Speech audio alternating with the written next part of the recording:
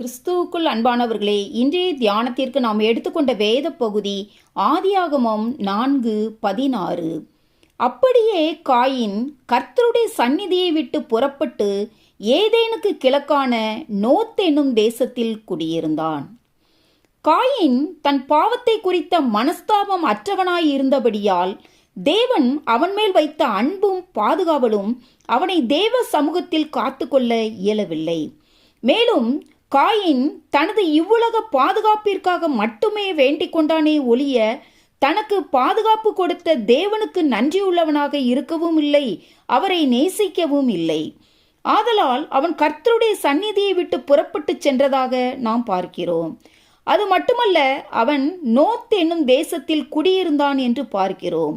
North என்பதற்கு அலைந்து திரிதல் என்பது பொருள். ஒருவன் பாவம் செய்து தேவ சமூகத்தை இழந்து போகும்போது அவனுடைய பாவமானது அவனை இளைப்பாறுதல் அற்றவனாக்குகிறது.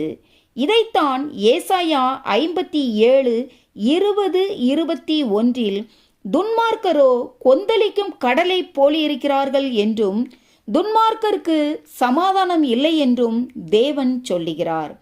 இங்கு கர்த்தர் காயினை குறித்து அவன் பூமியில் நிலையற்று அலைகிறவனாய் இருப்பான் என்று சொல்லியிருந்தும் அவன் தண்டனையை வெளியரங்கமாய் எதிர்க்கும் வண்ணமாக ஒரு பட்டணத்தை கட்டி அதில் குடியிருந்தான் என்று ஆதியாகமம் 4:17 பார்க்கிறோம். தேவனால் உண்டாகாத எந்த கிரியையும் நிலை நிற்க முடியாது.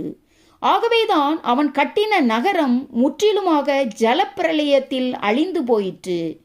எனக்கு அன்பானவர்களே, ஒருவேளை நாமும் காயினைப் போல தேவ சமூகத்தை விட்டு விலகி அலைந்து தெரிந்து கொண்டிருப்போமானால் நாம் கர்த்தரை விட்டு வழி விலகி போவதினால் யாதொரு நன்மையையும் அடைந்து கொள்ளப் போவதில்லை என்பதையும், நம் ஆசீர்வாதங்கள் அனைத்தையும் இழந்து நமக்கு நாமே அழிவை வருவித்துக் கொள்வது மட்டுமே நமக்கு கிடைக்கும் பலன் என்பதையும் அறிந்தவர்களாய் தேவனுடைய அன்புக்கு நம்மை ஒப்பு கொடுத்து மெய் மனஸ்தாபத்தோடு தேவனண்டை திரும்பி வரும்போது தேவன் தாமே நாம் இழந்து போன சமாதானத்தையும் சந்தோஷத்தையும் இளைப்பாறுதலையும் திரும்பவும் நமக்கு அளிக்க வல்லவராயிருக்கிறார்.